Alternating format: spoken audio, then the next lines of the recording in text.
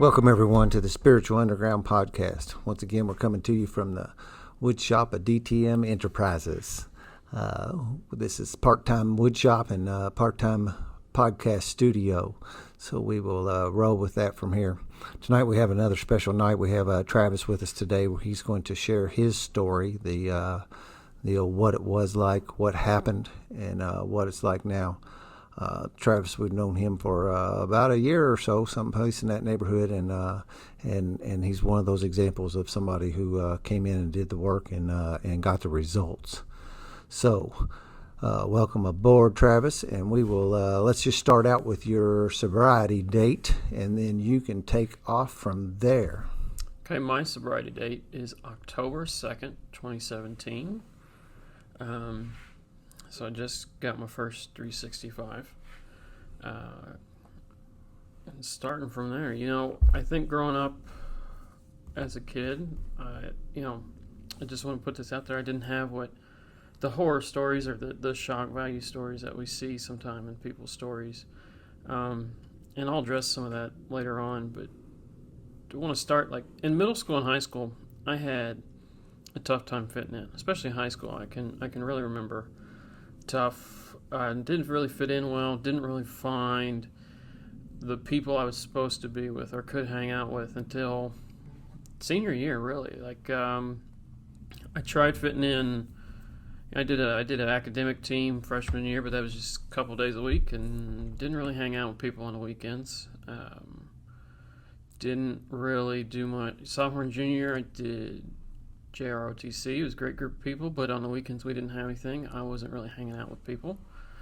And then senior year, I got in with these guys and girls that we played ultimate frisbee. We were also on like a peer-to-peer writing team. A couple other different things. People I really fit in with, could understand, and that kind of thing. Like writing, like creative writing? No. Or writing, like riding bikes and things? Creative writing, but like we helped younger students with their writing in high school. I get it. Yeah. So, like peer-to-peer, like same kind of thing we use in the program. And then, this was all before my first drink. My first drink was, I can remember my first drink because it was half of a Bud Light Lime in a can. It was kind of warm, and it was disgusting. It was horrible, and that was after my senior year on, ironically enough, a church choir trip. And that was one of the few places I got in and fit in with other kids was the church choir. They had youth choirs at the church I grew up in. Middle school choir, high school choir. We did long road trips where we took little plays and went on the road, did stuff like that. And it was on one of those things after my senior year that I went and we stayed in homes of people of the churches we visited, and it was just a beer or half a beer really, and somebody else like finished the half of the beer, so it was like, well, whatever, And you drank the first half and they drank the second half? Yeah, and it was because it was so awful. I mean, it was almost vomit-inducing because it was just nasty, skunked Bud Light Lime, and it was disgusting. So that was my first drink. The first time I got drunk was I went to college at I won't say where I went to college. You can say it. I went I went to Western Kentucky University. Changed my life for good and bad. Really put me on a good direction. I was in the honors dorm. It was just all honors kids. So people I could really fit in with because a bunch of smart people. But just like everybody else at Western, it was party central. That's a party school. It's a good school for, what I went there for, but it's also a party school. But that first semester I didn't have a drink. I went to some parties, just didn't feel like drinking. And by then you probably weren't drinking age either yet. No, I was just still in college, so you were 18, 19 years old. I was like I didn't turn 18 until I got to college. Oh, wow. I was young. So got to college, didn't do any drinking first semester. Second semester, I still felt like I needed like a better place to belong, something I really belong at, because I'm still searching. That's my whole story, is searching for the place I belong in. Right. Didn't have it earlier. Didn't have it. I mean, I kind of fit in with the honors kids, but sometimes I felt like I wasn't quite there. So I joined a fraternity, which a lot of people don't expect when they meet me. You're in a fraternity? What? And it wasn't a typical what you see on TV or movies or any of that. Was it Animal House? Sometimes it was like Animal House, but we were. I'm not going to drag my fraternity into this. We were a Christian base, but we were still social fraternity. We were a social fraternity, but Christian based. So Christian values. It's funny. The number 12 is pretty important in my life today. 12 steps. But there were 12 founders of our local chapter. There are 12 traditions. There were, and the fraternities had 12 traditions. 12 traditions. Interesting. Yeah. I can't remember what they all are now because it's been a while. But the number 12 pops up about 3 or 4 times there. And so I joined the fraternity, and the first party I went to there, I got drunk. Can't really remember how many I had because I got drunk. It was probably only like 3 or 4 because it was the first time I'd ever been introduced really to that. I know it was cheap beer because we were all in college, and I didn't have to buy beer that night, so that was nice. Oh, it's free. Yeah, I'll take free. I'm a college student. They had people set up that were designated drivers. That's something we always had. It was fantastic. And so that's where I started, and that was probably like a Friday or Saturday night. And then, in college, it was always fraternity parties. So I was pledging that first semester, so I probably wasn't drinking during the week, but I know I was getting drunk most every Friday and Saturday. Did you say that party was your first drunk? Yeah. And you got wasted? Yeah. Did you throw up? I don't think so. Pass out? No, I don't think so. Okay. But that was the first time I was drunk, so and these were a bunch of people, like I knew some of them, but not a lot of them. Right. It was kind of because I was always, I don't want to say probably nervous around people I didn't know, but also like, if anything was strange to me, I was very anxious or just not. It was very hard for me to be comfortable. Guarded. Very guarded in how I treated myself and did stuff, and just very. I'm trying to find a word, but I can't. So, it was weird because some people talk about first time they got drunk they black out or they do this. No, I didn't black out. I didn't pass out. I don't think I threw up. I remember being I still remember who drove me home that night. His good friend. I was at his wedding a couple years ago. Not one of us. And that's the thing, going through college, it was always, so that first semester was Friday and Saturday I'd be getting drunk. Constant. Every week. And that really set up the pattern for how I drank, because I hardly ever, there were a few times in my drinking career that I was an everyday drinker. Like, and so most days I might have a beer or two because it was in my fridge, but I never had the, just wake up, drink, black out, pass out, and that whole cycle. I never had that. I really never had that except for a couple times. Well, it certainly isn't a requirement. No. So after that first semester, and I remember going from like 3 to 4 beers to, I think by the end of that semester I was probably drinking. It'd probably take me double that amount to get drunk, because it's always a progression. Yeah, right. That was the quickest progression that I ever noticed.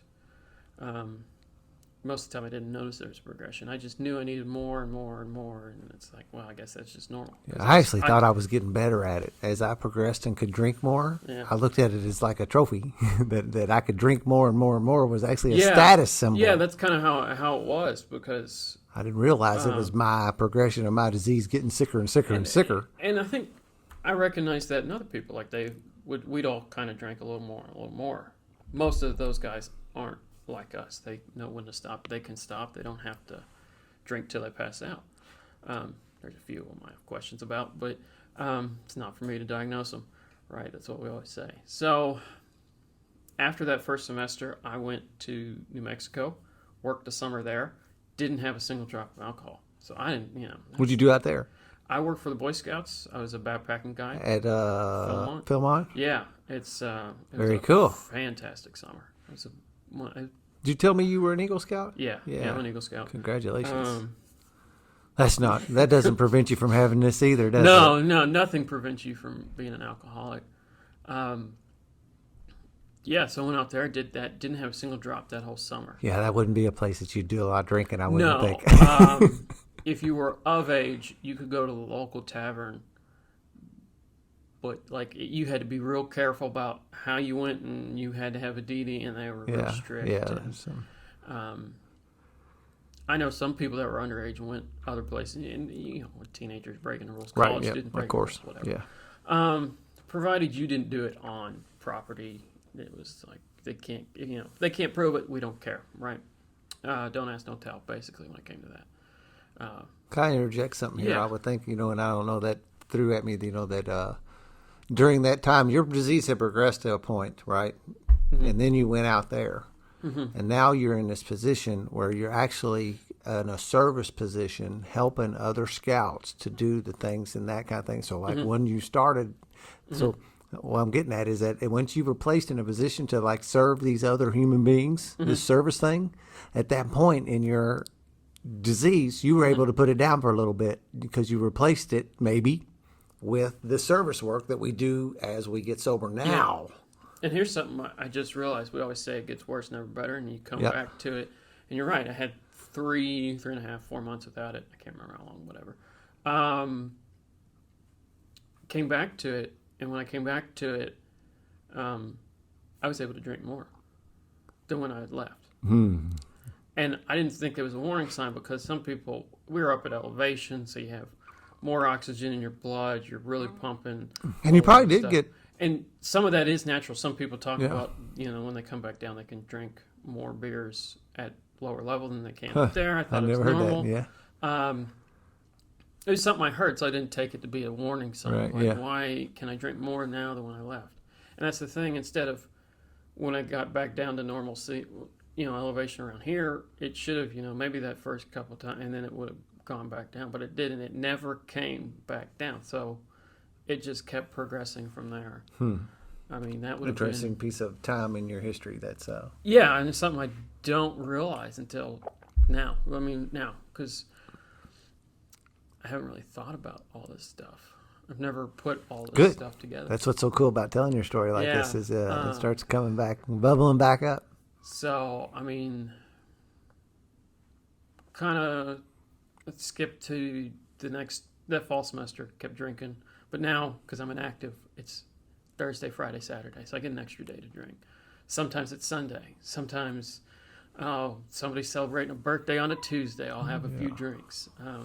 I have that as a part of my story. I distinctly remember when I was only a weekend drinker, and then slowly, as it progressed, my weeks collapsed to where I was drinking to a point. Once I was at a certain point, I was drinking every day. Yeah, But I used to make excuses like, well, everybody's going out on Thursday night, and that was a big, heck, I didn't know Thursday night was the weekend also, and I got around with some people, and... Yeah, so Thursday was definitely a weekend, because a lot of times we didn't have, if you had Tuesday, Thursday class, you didn't have Friday classes. Yeah. Or, you had Friday classes, but Wood didn't always go. Especially if Thursday night was a lot of fun. Yeah, that's the thing. And you can kind of see my GPA. So, first semester, no drinking. I had like a 3.8 or something like that. Honor roll, president's list, dean's list, all that kind of stuff. Pledging semester, I had like a 2.1. So, come back, really studying, and mandatory study hours now through the fraternity because I had a low GPA. So, study hours that semester, still drinking like a fish.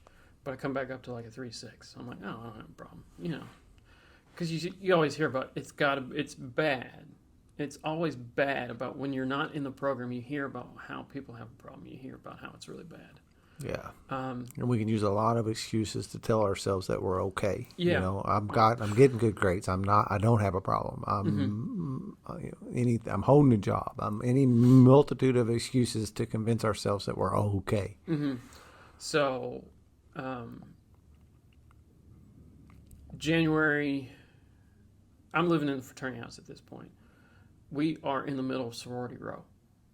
It is a prime place to be Yeah, if you are a 19-year-old college student.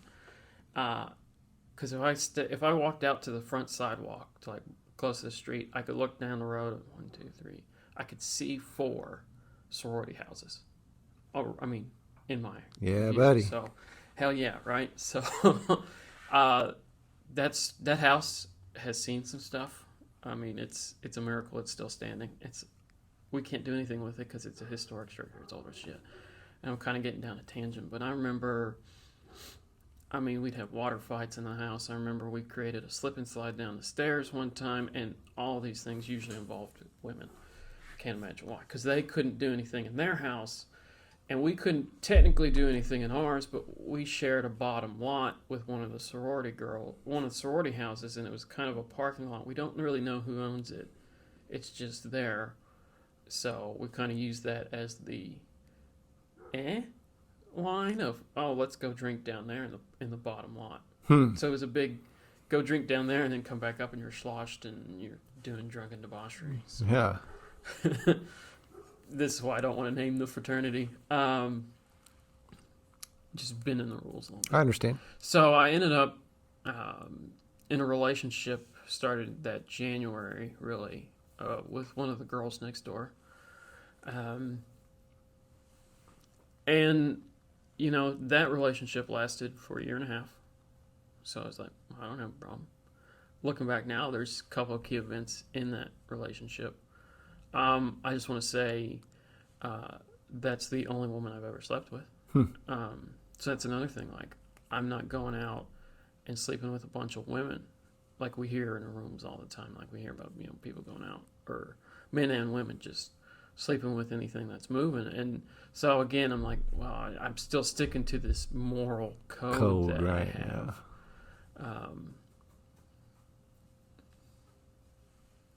Yeah, that bug. So that lasts for a year and a half, and there's some events in there. But then towards the end of it, looking back now, it's my alcoholism and all the problems that come with that. Because she's moved down to Nashville, so we're trying a long distance thing. While I'm still in college, surrounded by sorority women, and just women in general. Western has that great reputation, great student body makeup ratio. It's 60% women, 40% men. So I like that. I like it. If I'm going to go back to school, I know where I might be headed. Yeah, so it's real good. Unless your girlfriend is 60 miles away in a different city. And I got drunk a couple times, and I never cheated, but physically. But the emotional cheating was there. I'd start texting these women and doing all this stuff and hiding it from my girlfriend, or I thought I was hiding it from my girlfriend at the time. And this was a serious enough relationship because at one point I knew her ring finger size.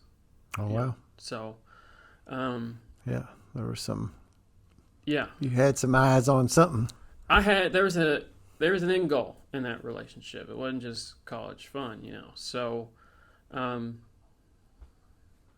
but I pushed her away through the alcoholism. Didn't realize it at the time. I just thought we broke up. Looking back now, it's me. It's on me. I know it's on me. And that's one of the weird things. I have that gratitude that she was able to get away before it really got dark and bad. Because it gets worse. It gets a lot worse. And we see, all this destruction we cause. I'm so glad that she went now. Now, probably at the time you were probably a mess. Oh, at the time it was a mess because I technically broke up with her, but I think it affected me a lot more than it affected her. So I keep drinking. Did you break up with her to save her, or what did you? I don't know. Don't know why. I don't know. I just know it wasn't working. Wasn't working with her being 60 miles away. There's some other women involved. really a low light of my life as far as that goes. Like nothing physical, but there was texting and talking and doing all the shit that I shouldn't have been doing since I had a girlfriend. And then drinking just got worse after that. So that would have been, I'm trying to think, doing this math in my head. I think that would have been summer 2012. I have a line that I always say when I'm sharing it. If I knew I was going to have to recall this story, I'd have kept better notes. Yeah, yeah, because it's like I'm trying to do. Because people do get hung up and they want to like place it, and they say, "Well, I think that was 2012," and ultimately, it doesn't really matter what year it was. So whenever this was, this whole year and a half we were together, it keeps getting worse and worse. But I'm not that everyday drinker. I do remember at one point I was grabbing a beer before bed because she was 21 and I was still underage, so she was able to buy. So that's just bad news for people like us. So I had a beer before bed, and she's like, "Why can't you just go one night without a beer before bed?" And I said, I probably gave a smart ass response because that's my go-to thing, and I don't really remember what happened, but I remember distinctly she asked me that question.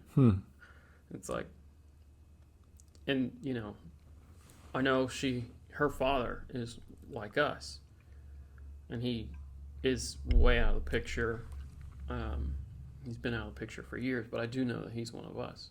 So I don't know if she saw those warning signs in me or just, I know she has a weird relationship there. So, but, she would get absolutely, knocked down drunk with me. So I didn't, who knows? Right, yeah, you're doing it with me. And no more of those excuses about saying, hey. So I keep drinking. During that breakup, it gets bad. I'm talking like, and this whole time I'm progressing, and nice, we're good. And I see progression now. I didn't know at the time. I don't know how much I was drinking before the breakup, but I know how much that summer I was probably drinking close to 20 beers a night. So we're going from, 4 beers initially to get drunk to 20 to luck if I pass out maybe. Yeah. Some nights it's more than that. So I'll flash forward to when I graduate in May 2014. I moved back home.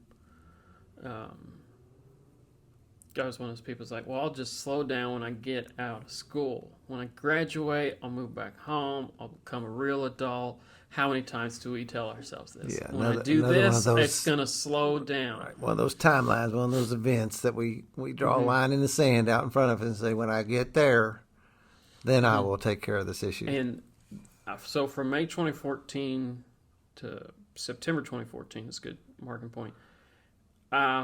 Spent a lot of Fridays and Saturdays on friends' couches. Didn't go home much on the weekends because I was drinking. My parents didn't like the fact that I was drinking that much, so I didn't do it around them. There was a few weekends where I had a cooler in my room at the foot of my bed that you couldn't see from the door, and it had alcohol in it at the time. I tried to keep it full, and it wasn't the coldest beer, but it was better than nothing.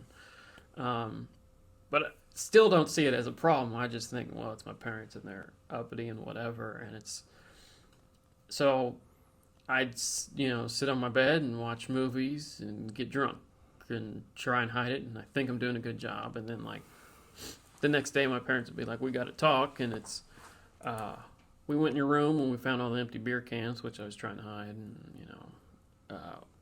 we didn't have a suspicion until you got up to pee about 20 times in the middle of the night, and you kind of smell like alcohol. And that conversation happened about 3 times because I just couldn't go a weekend without getting hammered drunk. I just could not do it. Not because I wanted to, but because I couldn't, there was nothing I could do about it. And you know what I'm talking about, that powerlessness, the absolute powerlessness to the utter inability to stop. Cannot do a weekend without drinking. And then September of 2014, tore my Achilles. So I was hobbled, sat in a chair for 3 months basically. How'd you do that, running? Playing ultimate frisbee. Frisbee. Yeah, doing that. Tore that, so Did you drink while you was playing frisbee? Usually no, because too much. That's a lot of Okay. cardio. That's Yeah, just. okay. I'm not trying to. If I puke up my beer, I'm just wasting beer at that point. Usually, right? We usually went out and had a few beers afterwards, and then I would keep drinking at Yeah. home. Right. That was my pattern throughout most of my career. Was especially towards the end there because I didn't. I didn't see it as a problem. I didn't think I had a problem, but I was too afraid to openly drink around people. I don't know why. Just something I see now. It's like, why would I would go have like 2 or 3 or 4 drinks in a bar, man. It's like 10. I don't know. You know how we count. Yeah, I made a point not to count my beers. I did not want to know how many I was drinking. I drank until I was good. Yeah, which means you're If I passed know, out. yeah, the only reason I would know is if I bought a 12-pack and I drank them all. Yeah. And those kind of ways would be the only ways that I knew how many I drank. So if I bought a Mm-hmm. 30-pack and they all disappeared, I knew how many I drank. But Right. otherwise, I didn't count. Right. So that's kind of how I counted. That's how I've counted this whole time. So I'm sitting in a chair. I'm not doing anything. I eventually get out of the chair. I go interview. I get a job in St. Louis. So new city. Geographical cure. Geographical cure. That's going to work. New city. And then it's really going to work because it's a geographical cure all the time because it's not in St. Louis. It's a job where I'm 15 days on the road or 16 or 17. Flying around in small company planes, taking pictures of the earth. Really cool job. If I wasn't hungover, flying around in really tiny planes all the time. Yeah. Because they gave me per diem, which basically means they paid me to drink. Right.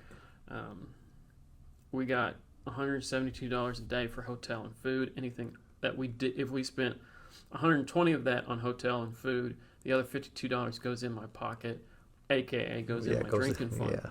So I was making good money. I mean, that was in January 2015. Bounced around in July of If 20. I jump back just for a minute, what did you leave college? What was your major? What did you graduate in college? I got a Bachelor of Science in Geography. In geography. Yeah, so Okay. that was kind of that job was a stepping stone into the field I was looking for. So following my career path, still okay, not great. I knew something wasn't right because I had this new job, geographical cure. I'll stop all this, and it's just getting horribly worse. Because when I had that traveling job, if I was on the road, I was drinking most nights. The only time I wasn't drinking is when I felt like too much shit from the night before to get out of bed to go get more. Yeah. And Completely relate if with we that. had to work, it was bad. Went to a buddy's wedding in Kentucky, July 2015. Last weekend in July 2015, fraternity brother's wedding. Just a absolute shit show because between his family, his now wife's family, and her sorority and our fraternity, we took up about 2 out of 3 floors in that hotel that we were all in.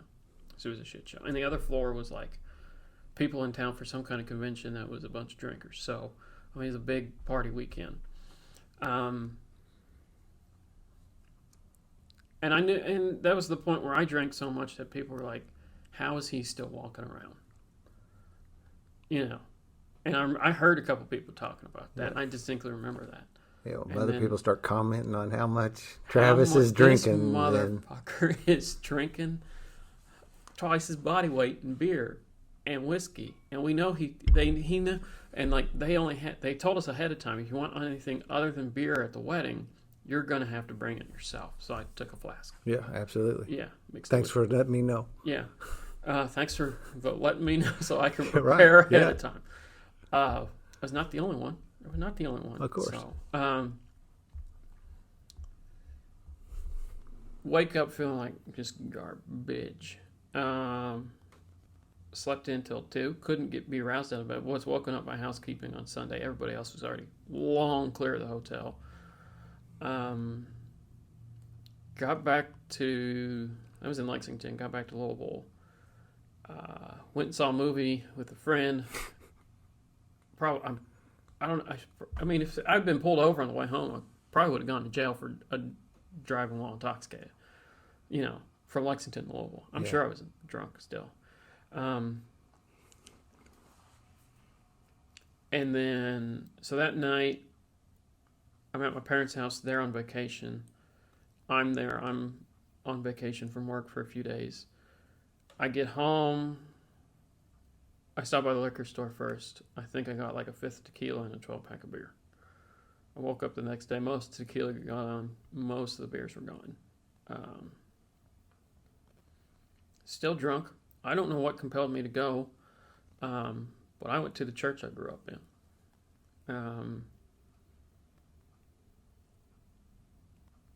I mean, I was still drunk. I was drunk, and I got to that church. So, kind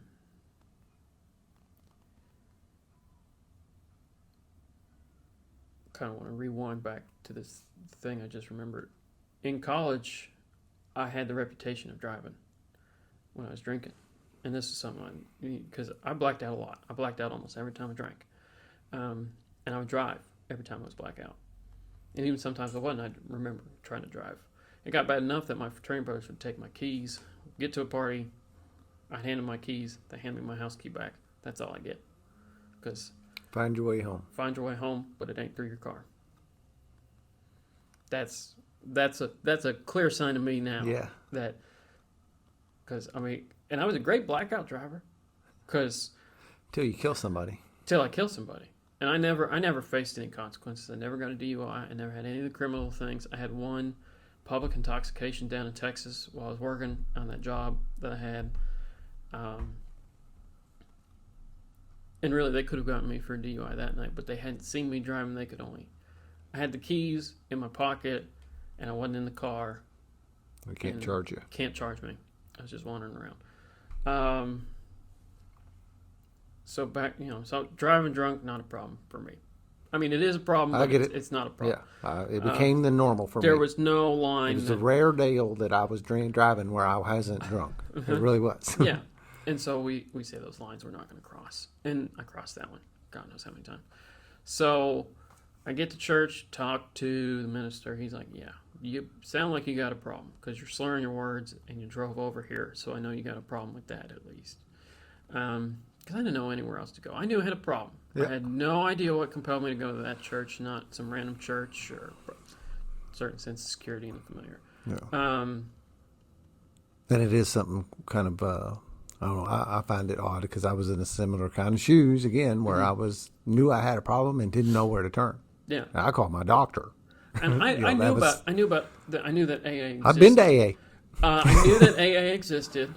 I didn't know anybody in the program.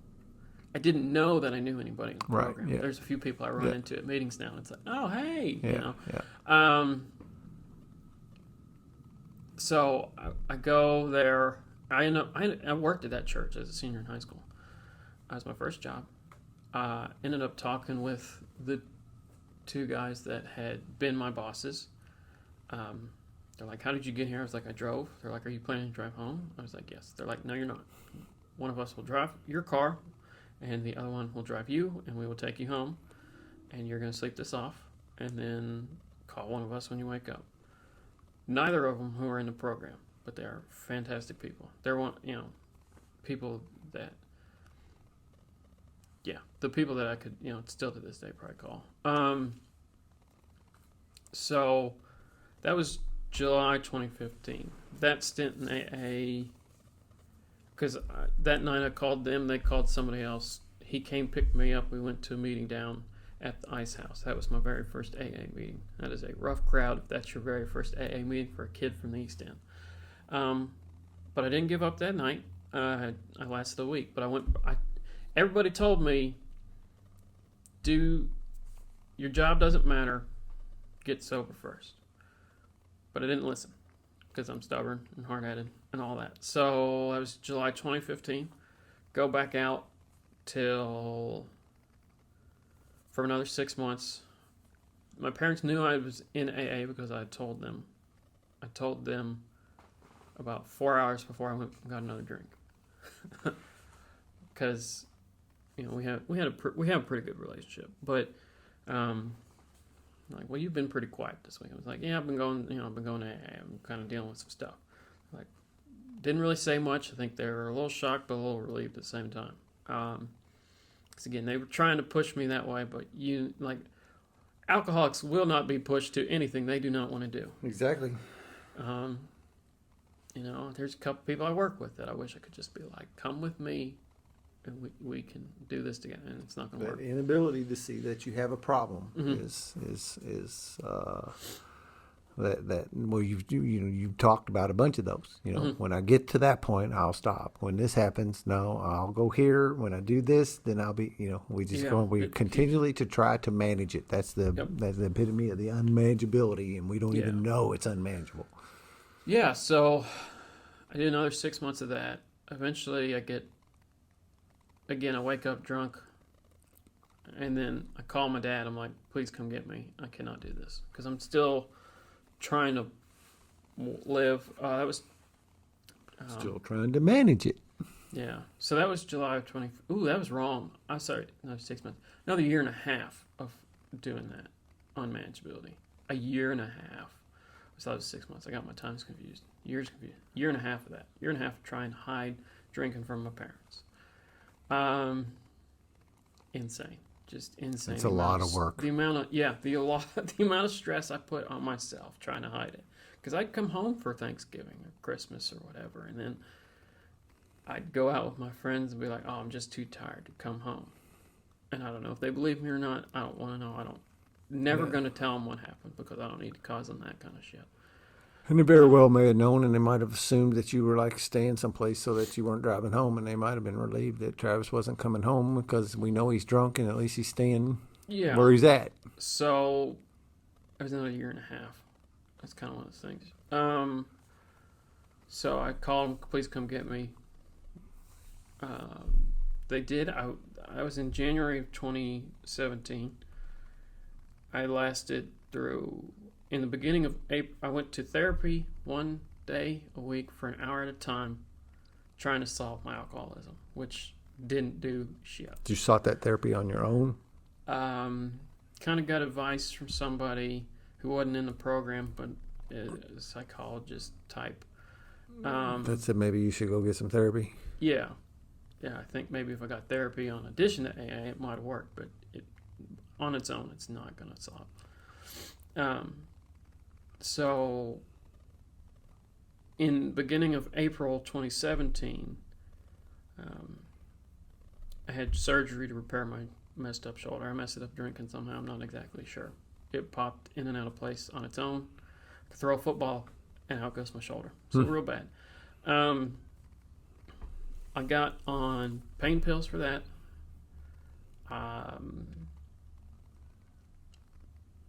My parents let me have full control of those. Of course. Because they don't know any better. They don't know any better. I don't ever take so many that I'm not there. But there was a couple times where I took, I can't remember what the prescription was, as needed until you don't need them. But I didn't get rid of them when I was done with, having pain with this. And I think some things happened at home. Like,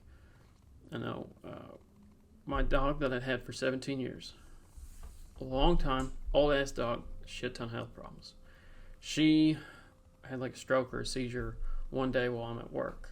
And I'm living at home trying to fix my fucked up life at that point. They had to put her down. Well, they were planning on going to the Reds game that night up in Cincinnati. Here's the thing. They still go to the game. So I'm expecting to walk into a house and be greeted by a dog. Or at least she knows I'm there. She doesn't always get up because she's old and tired. Walk into a very silent house with a text message from my parents that just says, call us when you get home. Yep. So I called them. They're like, yep, we had to put her down this morning. So they didn't tell me. They just let me walk into that scenario. Wow. As an alcoholic with no ability to cope with anything. That just, boom. I mean, I did not drink that night because I was so angry. I was so angry I was afraid to move out of the house. I don't know if you've ever had that kind of just pure rage. Like if you think if you leave the house, you might go and if you talk to somebody and they talk to you in the wrong way, I feel like I was gonna just get in a bad situation. I was terrified of how angry I was because that's just unbridled rage. I didn't have any alcohol to cope with it. There was some in the house. I could have gone to the cabinet and gotten some, but I don't know, didn't. I just didn't that night. But then I went back to call my buddy up. I'm like, hey, call my buddy in St. Louis. Go back out to St. Louis. Had 3 beers that weekend. And then, look, I've learned to drink like a normal person because I had 1 beer Friday night and 2 beers on Saturday, and everything's good. Never mind the fact that it's been 4 weeks since I've had my surgery and I'm still taking my pain pills at night. I don't really think of myself as a pillhead because those are the only pain pills I've ever used like that. But that doesn't mean I'm foolish enough to think that if I get on them now that I'm not going to need a program to get through them. Because there is a phrase that says alcohol in any form. Mm-hmm. And it comes in lots of forms. Yeah. Alcohol comes in lots of forms for an alcoholic. Mm-hmm. It can come in the form of women. It can come in the form of gambling, food, pills. Yeah, so went to St. Louis, came back, everything's fine. I've learned to drink normal. Next weekend, go out with my buddies. I bought a 12-pack, but I've learned to drink normally, so I'm not going to need them all. I watched the sun come up because I didn't have enough beers to pass out. And we went to the bar. So, I probably had 6 before we left the bar. Went to the bar, God knows how many at the bar, and then finished the 6 of them when I got back. Not enough to pass out. So I'm back. There is 0 let up. And 3 months of dry time, nothing. And then doing that weekend, drinking, feeling like death Monday through Wednesday. Wednesday I start feeling better. So then Thursday and Friday I'm planning. That's how I know I'm an alcoholic and I belong here. Because the mental obsession that I have as a weekend binger is insane. It is absolutely insane. Drink myself to wherever Friday and Saturday, Sunday, Monday, Tuesday, feel like I'm going to die because I'm probably detoxing, not having a hangover. Because who has a 3-day hangover? Nobody, unless you got a real problem. I felt like I had a lifetime hangover after a while. Yeah. Life was just a hangover. Yeah. And I was fighting it till I got a buzz well enough that I didn't realize it and then starting over again. But I'm still progressing through my career. Except for 2016. 2016 was the worst year. It really was. I had 9 jobs in 2016. But I always was employed. I was never unemployed. I always had something. Never mind the fact that I went from $10,000 in my checking account to I've maxed out 2 credit cards and all this other shit. So I do that. So from April through the end of September, I'm doing that. And then parents go on vacation in early October, leave me the house to myself. So I don't even have to go to my friend's house. And then, so I just sit in the big recliner and drink all weekend. And then don't make it to work on Monday or Tuesday. And then Wednesday don't make it to work. Thursday go in for work. See you. You're out of here. So this job, so one I'm currently at a year later, which is a miracle. But because I happened to share an office with at the time somebody who is one of us, has been through the program, doesn't currently go to meetings, and it's not for me to say if he should or not, but has 15 years of sobriety at this point. So back at that time, you had a job with this guy. Yeah, and he had told me that he was a recovering alcoholic and addict. All right, so you're sharing office with this guy. Sharing an office. And you're still unable to quit. And I'm still unable to quit. And then I get fired, but he's like, go here. He points me to token 3. He's like... After you got fired, he after I got reached fired. out to you? And then he also reached out to me and said that he talked with the general manager. He's like, if you go to intensive outpatient program, I can't guarantee anything, but it's going to look really good towards the boss man if you go to this. And even not, it's probably going to help you deal with whatever's you've got He going advised you on. to get some treatment. Yeah. So I can't thank him enough. Because, Understand? here you go. Pointed you in the right direction. It's up to you to take it. So that was my sobriety date's October 2nd, 2017. That was that Monday of that week. I got fired on Thursday. And so don't go to any AA meetings, but I did go to Token 3 Club. Picked up a pamphlet, see all these meetings. That pamphlet in Louisville, like 500 meetings a week. Yeah, It's right. a little overwhelming. It's a bit that's unmanageable too. It's overwhelming to look at all this shit, and you're like, do I want to go to discussion? Do I want to go speaker? Do I want to go to men's only? Do I want to do this? And it's too much. Yeah. That's why the importance of having getting involved with somebody, have somebody pick you up and carry you. Yeah. Here, so, you go here to this meeting. Go to this meeting. I called, get into IOP.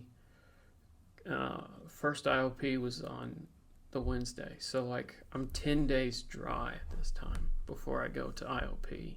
Then the next night I go to a newcomer meeting, because that's the one that the IOP people pointed me to. And that's where I meet my first sponsor.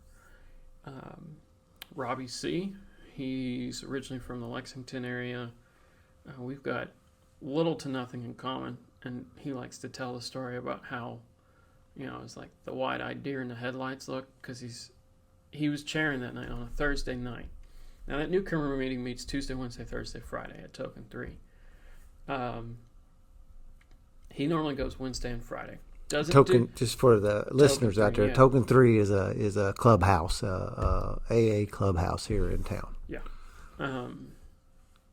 Towards where I work at the east end of town.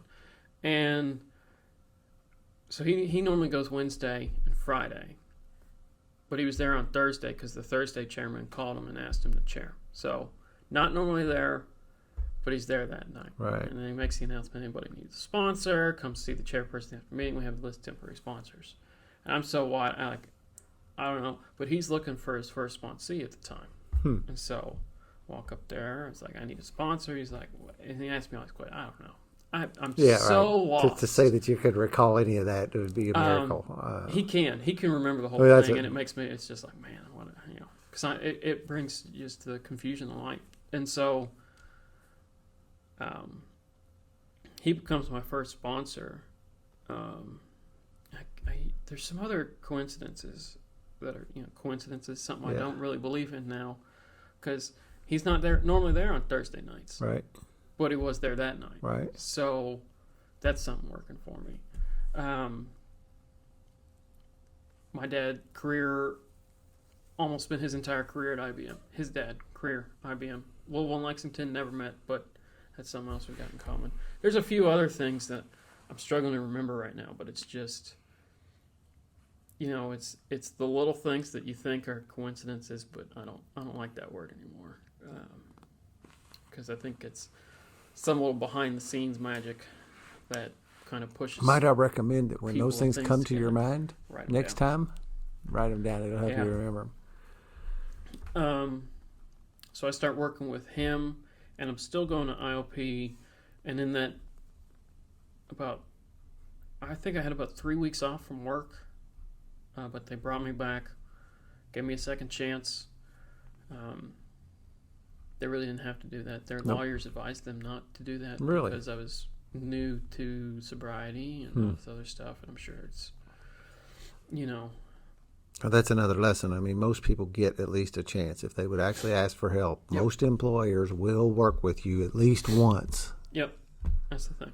You got to, but show that you're willing to work for it. Yeah. So at that point, I don't know what's really going on. So I'm brand new to IOP, brand new to AA. I mean, I had that week before, but it's kind of like, who really knows? I tried doing work with my sponsor and doing the steps the AA way and doing the IOP way, but that was too much. It was just... That sounds like 3 ways. You tried to do it with your sponsor? He does it the AA way. So you tried to work the steps with your sponsor while concurrently doing what the IOP wanted you to do. And doesn't really. I mean, they're the same, but they're not. They both preach recovery. IOP, that one uses recovery dynamics, which I think is a good first kind of step in the door of recovery. But it's not true recovery, and that's it is, but it isn't. It's just there's it's different kind of, paths to recovery, but it's kind of but it's so my sponsor agreed that because I have to keep going to IOP and show that I'm going to IOP to keep my job. So he's like, well, because you need that to keep your job, we'll just have to do the IOP way, and then later on down the line we'll reassess and re-go over it. And I'm glad that was able to happen, because I don't know if I could have kept doing two different ways. I don't think you can do that. That sounds like a recipe for disaster right off. Especially brand new, fresh. It's hard enough to follow one way. Yeah. So we fight that. So I was doing IOP at. Can I name those places? I don't see a reason why not. Okay, I was doing IOP at the Brook over at KMI, the one over off LaGrange Road. My sponsor just so happens to work at the Healing Place downtown, so he's a little familiar with recovery dynamics and how it works. So he's pretty clear on how it works and where I'm at and all this stuff. So it was a good match. Good mix. I don't know what you want to call it, but so it works to get me in the door and go into meetings. Begin to get some relief. And to begin to get some relief. Because be able to stay off even the sauce. That first meeting when I had no idea what was going on and really just lost and confused, and really for probably about the first 2 weeks I was going to meeting, it was the first time in my life I remember I had a resentment at first for people laughing, because I was so god-awful miserable that I didn't want other people laughing. But then I realized that they're laughing at stuff that only we can find funny. Right. Because you drop some normal people in a room. Like sometimes, supporters come in and somebody's telling a crazy story or talking about what they did and how insane it was, and everybody, all the alcoholics start laughing, and then we're all sensitive and raw. What the hell? And yeah, and you say something and people laugh, and you're like, what the hell, and you think they're laughing at you instead of with you. Yeah, because they've all done something at the same point, or is it a different point in their lives, but it's been the same idiotic. And there was a guy here last week telling that story too. Yeah. You didn't come in here with some unique story we ain't heard before. Mm-mm. No, it's one of those things. We're all different, but we're all the same. Yeah. So I'm doing IOP, still living at home, trying to get my life together. I mean, really, actually trying to get my life together at this point. Do a fourth and fifth step that were very small, very light version. With the sponsor. Did the fourth step through. So now you're out of the IOP and now you're back to working with your sponsor. I did the fourth step through IOP, Recovery Dynamics, that little worksheet stuff they have going on. But I wasn't taught to go all the way back. I was just about stuff in recovery and resentments. And I probably had like 12 resentments on that list. And get there, and my sponsor takes my little notebook that's got all my stuff written down on it.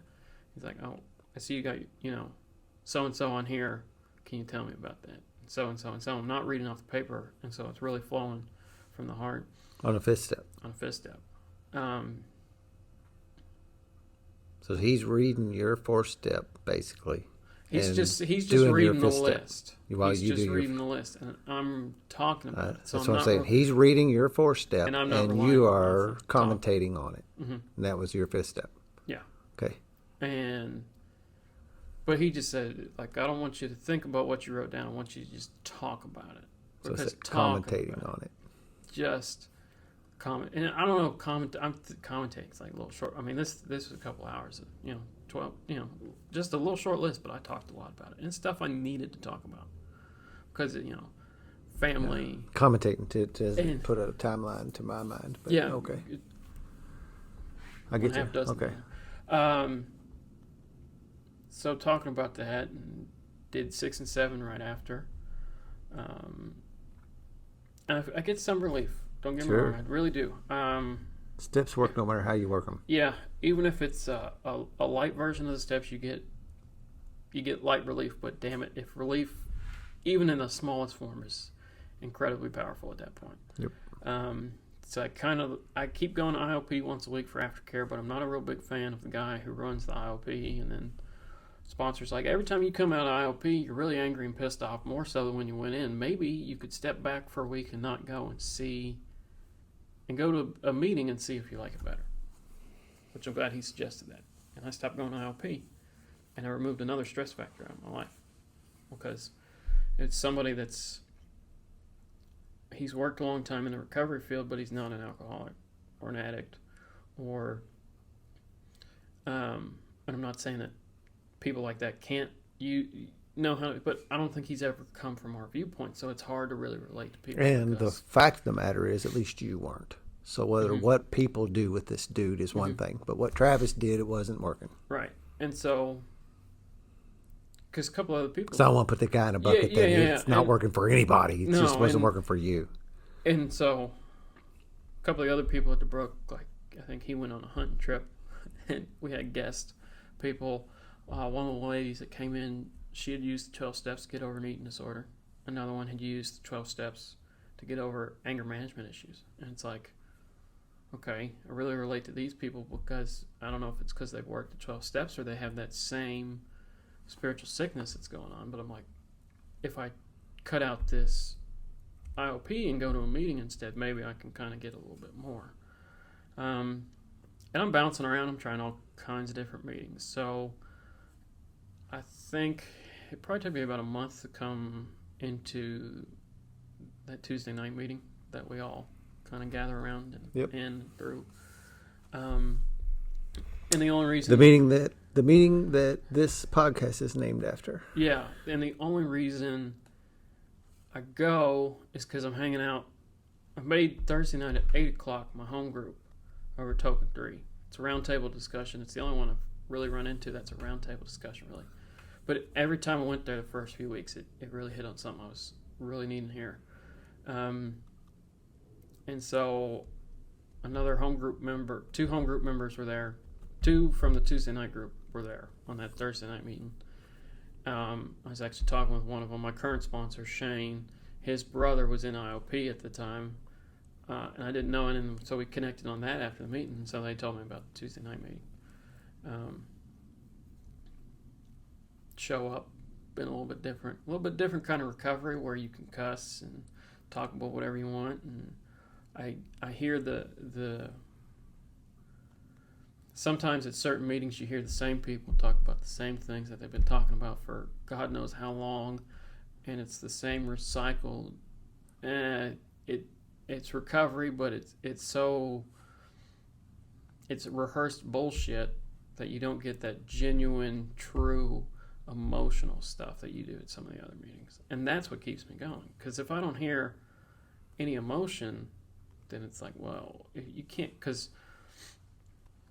I know the program's supposed to let me deal with my emotions. It doesn't say it's going to get rid of them all, because stuff's still going to crop up and things like that.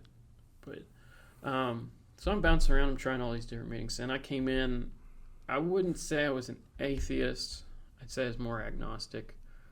Because I grew up in the church, but it didn't.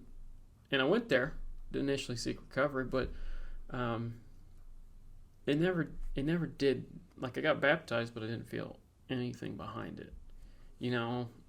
Took communion, but it's what everybody else did. So that's what I did, just to fit in. But I didn't fit in because I didn't feel anything behind it. So I came in.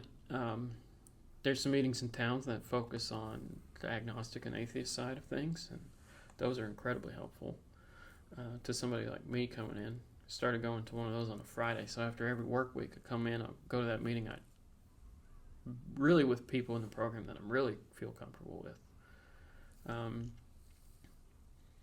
Takes me about 6 months to do the full 12 the first time.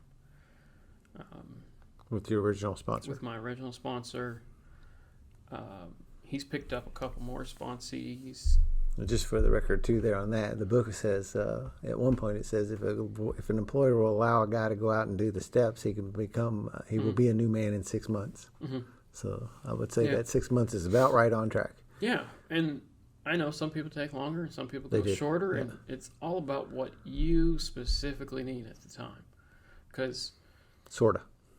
As long as you're not getting through them just to get through them, which I think I've seen a couple cases of that. And, if you lollygag too much, I think there's a pace that works better than others. Mm-hmm. And it's about that kind of time frame. I think if you make it last a lot longer, then you don't really get as much out of it. And if you do them really fast, you don't get as much out of it. Yeah, I've seen both sides. I think that's a great window. 4 to 6 months. 4 to 6 months is what I was going to say. Because you can rush through things, but then you're not. How much are you really understanding? Doesn't have the depth and weight that it needs to have staying power. And then I think on the other side of that 6 months is I think you're overthinking shit. So maybe just kind of move shit along, which I'm kind of doing right now, but it's another. So I was towards April when I finished up the 12 steps, and then I've seen changes in my life. I should say in mid-December I moved out of my parents' house because something I know now and not something that I knew while I was drinking or while I was growing up. If you had asked me a year ago, so I would have like 3 weeks of sobriety time, what do you think about living with your parents? Oh, it's fine. It's great. They understand me, whatever. But it's not. It's not like that. Now I realize through working the 12 steps, you get a lot of clarity. And clarity doesn't always mean everything clears up and looks better. Nope. Sometimes you're kind of taken away. You're blindfolded and you're starting to really look at some things, and it's not great, and sometimes it's nothing you can control. And one of those things is, I thought I grew up in an okay household, and there's no physical abuse or anything like that. The emotional, it's not emotional abuse, but just the emotion, the ability to deal with emotions was just not healthy. I don't remember hearing about any siblings. Are you only? No, I have an older brother. He's 6 years older than me. So, but that's a considerable amount older. Yeah, it is. And he's also, I consider myself to be a pretty intelligent person. He makes me look pretty dull. He's highly, highly intelligent, but also, when you're that smart, a lot of times it comes with stuff. He's recently been clinically diagnosed with some, I think, depression and some anxiety and some stuff like that, and it kind of makes sense, Yeah. Just looking back at it now, and I don't mean to tangent off onto him. I just was from a standpoint it's fine. of I growing think up. Because I was going to get to him because he doesn't like dealing with emotions, any of them, none of them. He's a very analytical person. And that's where we differ. Like I feel emotions, and some of them are very strong at certain points, and I can't just bury my emotions like he can. But that's kind of what my parents got used to, was somebody that just didn't have very many emotions. So when I showed emotions, it was not sometimes it will. I thought the only healthy way to deal with emotions was to suppress everything, and alcohol is a very good way to do that. To suppress everything. And that's one of the things I was talking about with that therapist I had for 3 months. Is what do you think you initially started drinking? So I didn't have to feel anything. And he wanted me to expand on that. And that's where, we never got past. It's I didn't want to feel anything. You didn't know how to look at that. Yeah. 12 steps helps you look at that. Looks at things, and it's not, like I said, it's not always good, but it's just a truth of the program. And so fact finding and fact facing. Yeah, and then I also realized that my mom doesn't mean to do it, but she is an emotional martyr. She will die upon any cost, whether it's something big or small. And it's emotional guilt tripping, and it can really mess with you or just screw with your emotions, and just it hurt, especially if it was there the whole time I was growing up. So it's been affecting me my entire life, and it's not something I realized until I was 26. I mean, that's 26 years of dealing with emotions in a very messed up way. So I moved out of my parents' house into my own apartment at 2 months of sobriety. And I had to. It was the only thing. It was either I didn't have to necessarily move out in an apartment of my own. I could have moved into one of the Oxford houses or some of the other stuff that's around in this city, but I could not stay at home. That was very clear to me. It was clear to my sponsors, clear to the guy at the Brook. It was just not a good, healthy situation for me to be in for my sobriety, because those emotional guilt trips, that's what made me want to drink a lot. Being home, that was.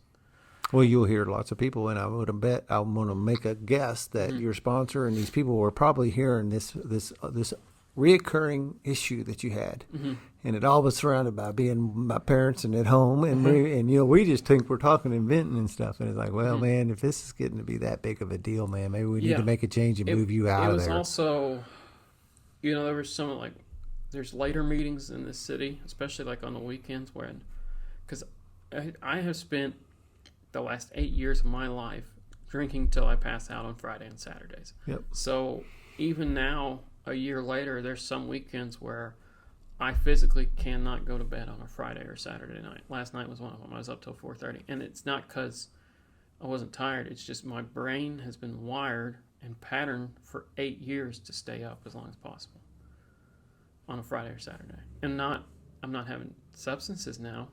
Well, I don't have alcohol or drugs. I might have some popcorn or something like that, but nothing that keeps me going. Because alcohol at a certain point didn't make me tired. It gave me energy, which is a weird thing. Because sometimes I'd be dragging ass and I'd get to the bar and I'd have a beer and I'd perk right up. Yep. That ain't normal. Abnormal reaction. Pain pills were speed for me. Pain pills were speed for me. My dad takes his pain pill and he's on the couch for 8 hours. I take one, I'm cleaning house and raking the leaves. Yeah. I took a ADHD pill in college to study for a test. I did everything but study for that test because I'm messy. My roommate was messy. We lived in a pigsty. That dorm room. Prescription meth. That dorm room has never been cleaner before or after, or probably before or after we moved in and out. Like, that's the cleanest it's ever going to be, was the night that I took an Adderall trying to study for a test. Right. So. All right, so let's get back to your parents and just moving out. Yeah. So moving out, moved into my apartment. The apartment was actually a really good thing because now I have, if I want to go to a meeting at 10:30 on a Friday night and then come home, if I come home, and say I want, there's always the meeting after the meeting. No matter what meeting you go to, somebody's talking afterwards, which really helps with recovery anyway. I think it's one of those things. If you get there late and you leave early, and then you wonder why you can't stay away from whatever your compulsion is, I think part of your problem is you don't get there, you fellowship. You got a fellowship, and that's one of those things. It's like, if you just get here, you get your papers signed, you leave. You have to build this community around you. You have to join the community. You can't just show up at meetings. You have to engage in the community aspect of these recovery systems. Yeah, that's meeting makers make it. That's one of those things. Like, well, sort of. If you got to do more than just make the meeting. Yeah. You got to be a part of it. That's a good thing to do. I suggest you make meetings. It's a but good that start. Is not all. Yeah, and so. If I spent time talking after the meetings, maybe I'm not. I get out of 11:30. I'm talking till 11:45. I'm getting home at midnight. Well, where'd you stop? They never questioned me, but my mom would go to bed at like 9 or 10 o'clock every day of the week, except for the nights that I would go out to the late meetings. Yeah. Well, how old were you? 26, 27? Yeah. Yeah. So, yeah. And I'm fresh to sobriety. I understand that. But that it's time for you to get out of there, too, Yeah, and I lived on my own for a couple of years, really. And, it's just crazy. I don't understand how people do it. But, so, I don't like having somebody waiting for me to get home. Right. Never been talked about, but I know why, and I can understand their concern, but there was no... I'm looking for my fly swatter. We have a couple wasps I think they're actually mud daubers flying around in here, and I'm being terribly distracted by them. But I don't have a fly swatter or anything, so I'm gonna try not to pay attention to them. We said we was gonna have podcasts that were real life, so there's some Yeah. of that, along with the acorns hitting the roof. Yeah. So moving out's good because I don't have anybody waiting up for me. I discovered that I can actually go and eat with these people at really the only place open at midnight on Friday or Saturday is usually Denny's or Hooters, but they're both right next to Token 3 Club, so that's real good. So I'm going out to eat, and then we stand out in the parking lot, even if it's freezing cold, after we've eaten for another 20 minutes. Right. The meeting after the meeting. And that's when my recovery really starts to Right. go. Yeah. So the first 2 months were a real struggle. I mean, sometimes I struggle now, but fellowshipping after meetings and not having somebody waiting up for me, and my own apartment, has never been any alcohol in it. I've been there for 10 months. There's never been a single thing alcohol Right. in that apartment. Yeah. So you don't have like a trigger effect of. Mm-mm. And my parents never kept any hard liquor cold or anything, but there's nothing like, I just want, maybe a cup of juice at 10 o'clock at night, and there's a beer in the fridge. And I never took one, but it was there. It was just in my head. So moving out's real good for me. May not be for everybody, but it was for me. It was the right thing to do at that time. And as you alluded to, you did not make that decision on your own. That decision was contemplated by what sounded like your sponsor and potentially a counselor at a treatment center.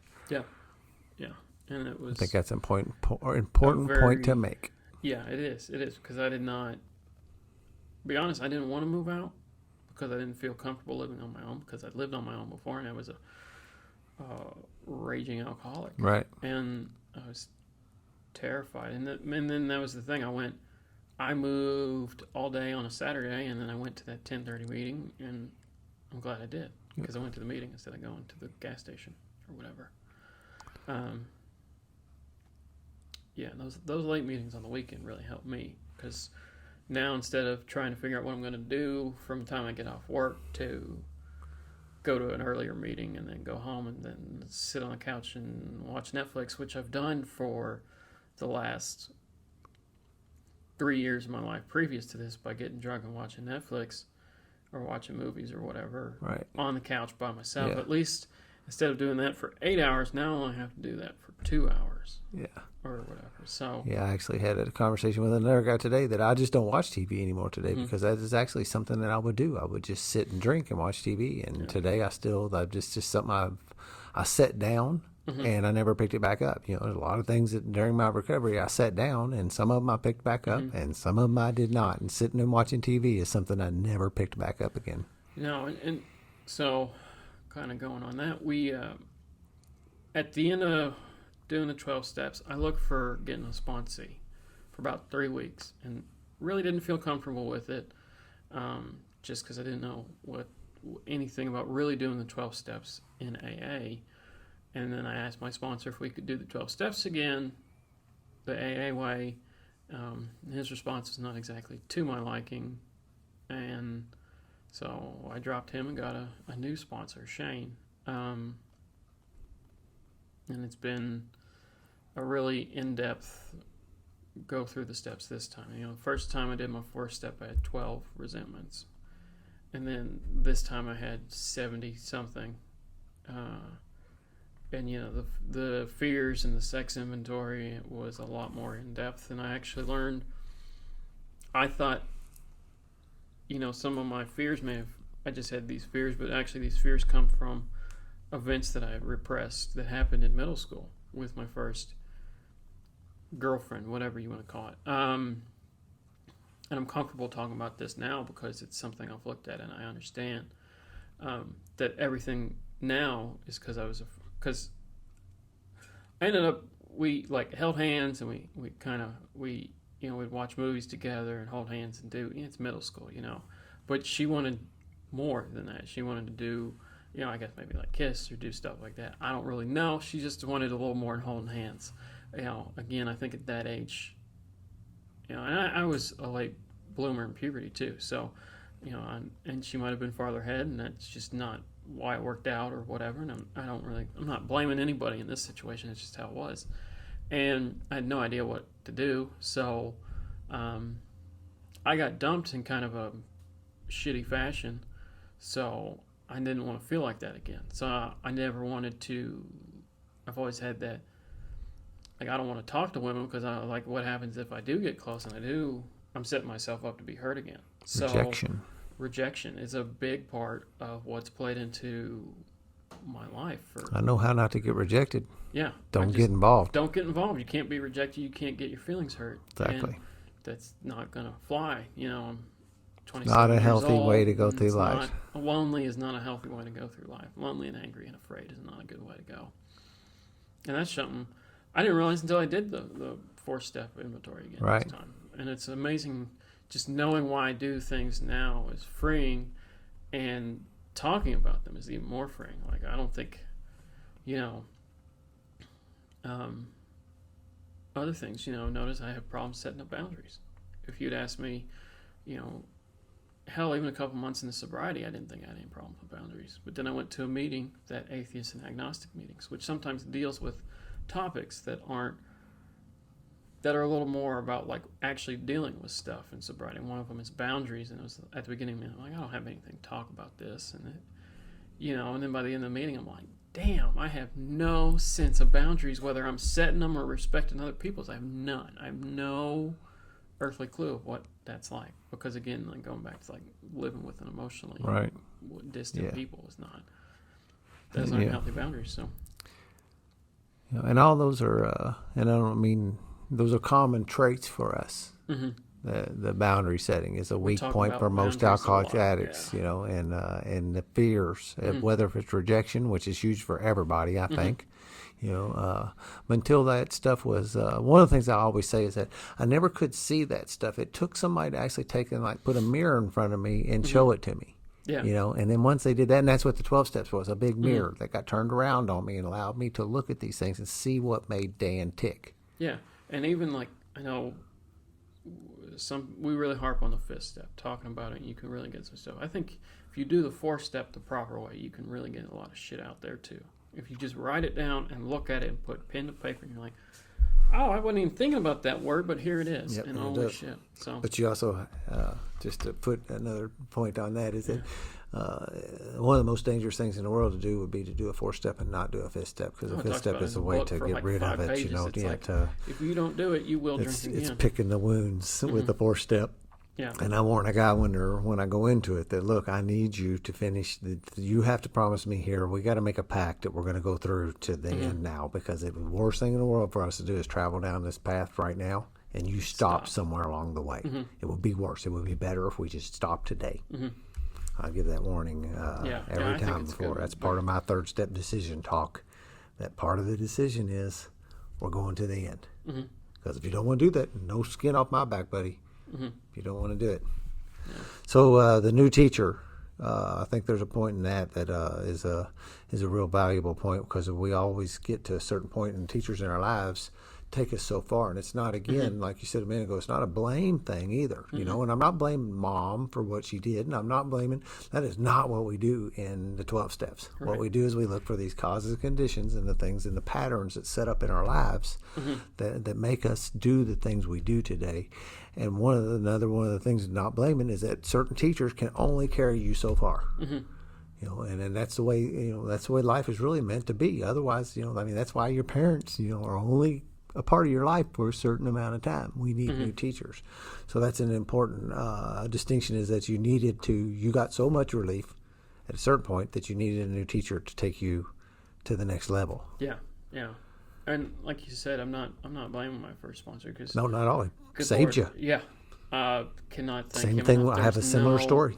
No way I can ever repay him. I cannot. There's no way.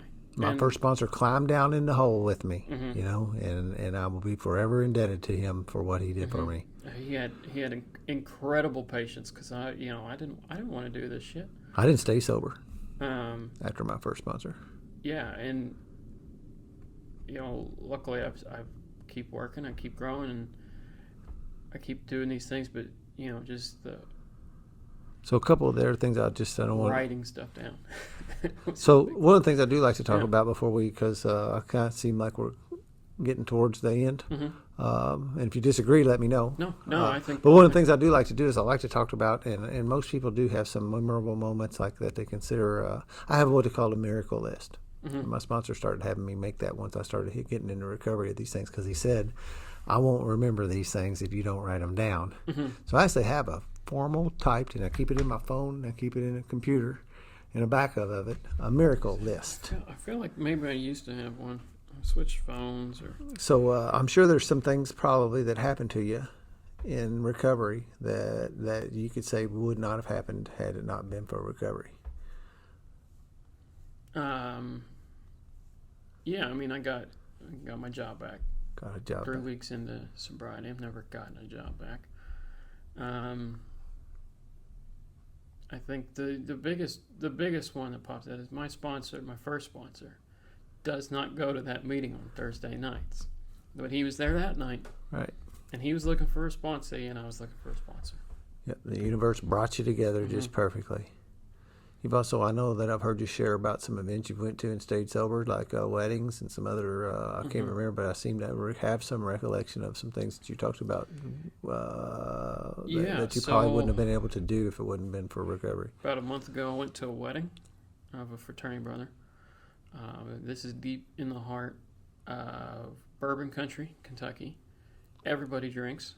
I mean, I was lucky enough to take a woman who's also in the program, who knows what to look for and knows the warning signs, or just enough to know that I'm not alone. That's the biggest thing. I've always carried either whatever month I was on, or like now I'm carrying my ear token. It's in my pocket, and it's not there. I'm not going to show anybody. It's there so I can reach down in my pocket at the work day.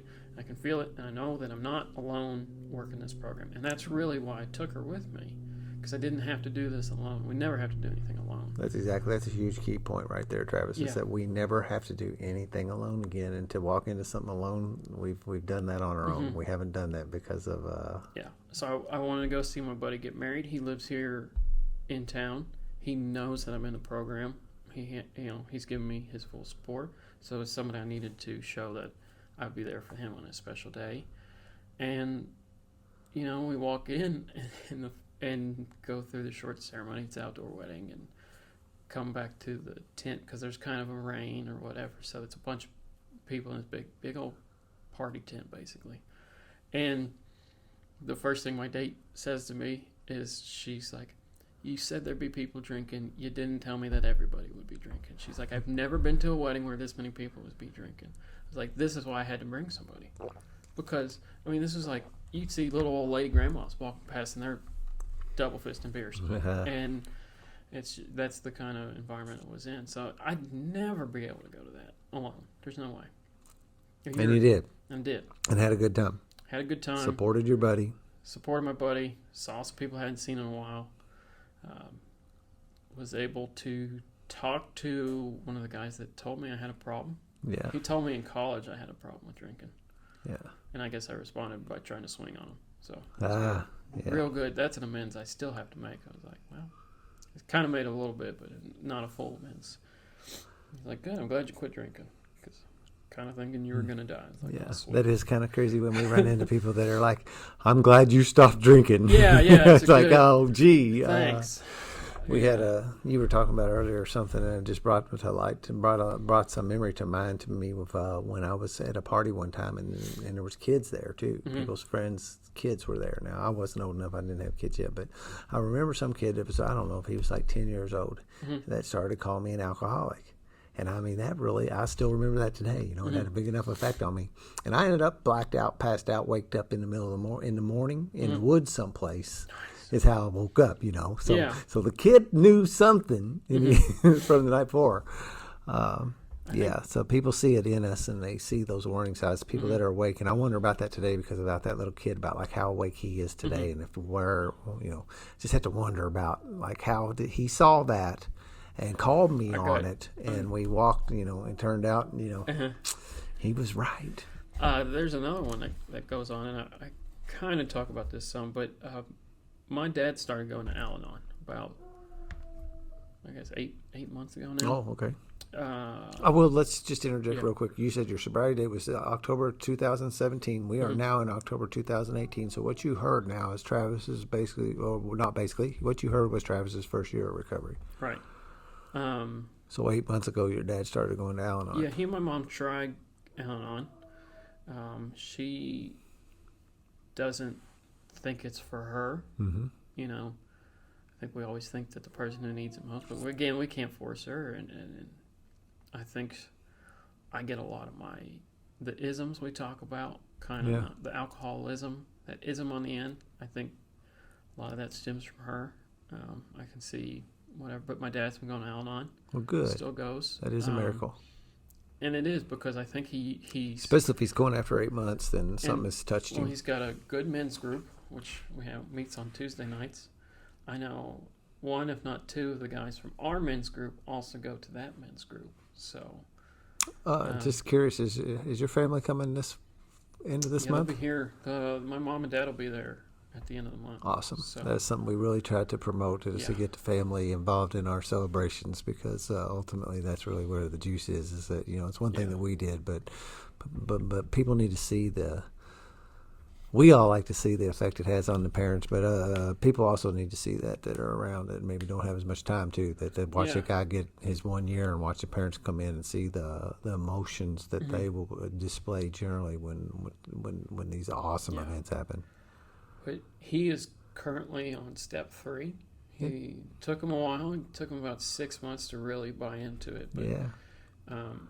I can see a difference in him, and that's just something. Because without Took me 4 years to really buy into it. So without me coming to AA, he's not going to Al-Anon, and with him Right. not going to Al-Anon, I don't. Because I've seen a lot. He and I've had a lot of conversations about the That's fantastic. spirituality he's been. Yeah. missing. Because he a lot goes- of Al-Anons, you'll hear a lot of places. I've heard a lot of people talk about that they have trouble finding people to work the steps with them. They have trouble Mhm. finding sponsors that actually work the steps in Al-Anon. Yeah, He said they got about 50 to 60 regulars. In that Yeah, men's that's group, really, so- really, really powerful, no doubt.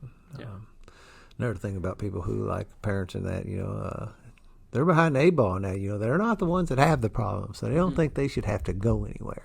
They don't realize how that Yeah, that's a codependency two-way street. and how we've made them sick, and Mhm. our effect on them, and Yeah. vice versa. I mean, sometimes it is.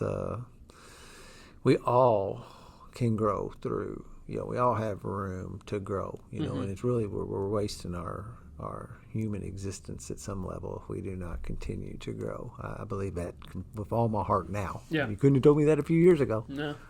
But today, I'm a proponent that everybody, would benefit from the 12 steps or some other growth, Yeah. because people do find it. They find it in church. They find it in other programs. Find something. Yeah. Find some place to engage in a community that can bring some passion out in you. With people that understand you. Yeah. I was Where going to say you like-minded, fit maybe, in. but maybe it doesn't even. But yeah, Yeah. someplace where you fit in. Find your tribe Mm-hmm. and engage and grow, so that you don't end up laying on a deathbed someday wishing you'd have done something. Mm-hmm. Yeah. Do you have any closing thoughts, or you want to? No, I know there's more miracles out there I've seen and done. Yeah, You know. it's tough to jump and recall them. I can't recall mine without my list. Yeah. And if I have my list, and I I know I even used do to a have talk more. once in a while Think with my about that. list handy. Yeah. So yeah, that's very cool, and I'm looking forward to the end of the month and for you to celebrate with us. Yeah. And you've been a huge, great addition to our family, because we do have something special going on Tuesday nights, and there's a group of guys who are growing by leaps and bounds, and really forming up that tribe thing. We're really that community who are really engaging in it, and I'm excited and optimistic about what the future is going to bring with this bunch of guys. And I can't wait to start seeing you sponsor some guys too. Yeah. Thank you, Travis. It's been a pleasure to have you here. I'm honored to have heard your story tonight. This is actually the first time that Travis has sat down and told somebody his whole story. We get to capture it on tape, and hopefully share that with the world. Everybody has a story, and somebody out there needs to hear your story. Mm-hmm. So that happened tonight. Cool. Thank you very much, man. Yeah. Glad you have. Yeah. Glad to be here.